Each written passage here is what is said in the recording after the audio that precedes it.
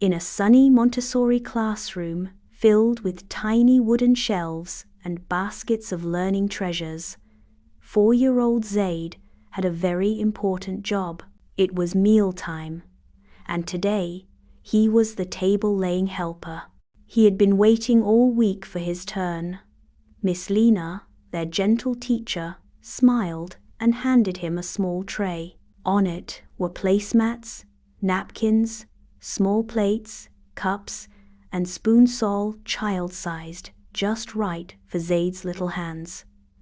Zaid carried the tray carefully to the meal area. First, he laid out the placemats on at each spot.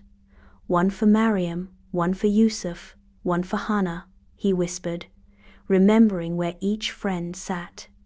Then came the plates. He matched each plate with a placemat, gently placing them in the center.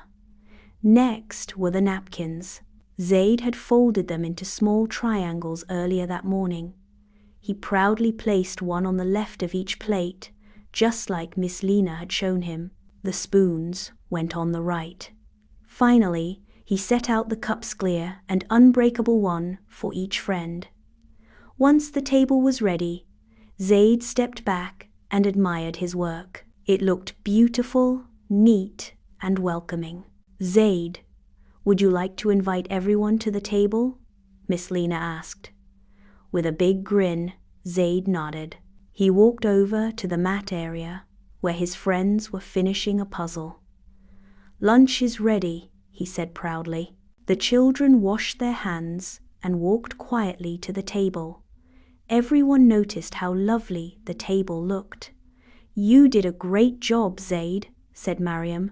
"Thank you," Zaid beamed. The food was simple but healthy: steamed rice, lentils, and slices of soft carrots.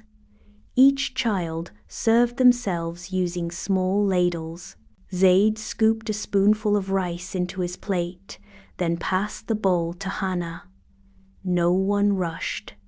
Everyone waited patiently for their turn. During the meal, the children spoke softly. They practiced saying "please" and "thank you," just like they'd learned.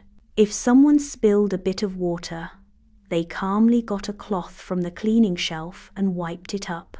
Zaid remembered another part of his job: clearing the table.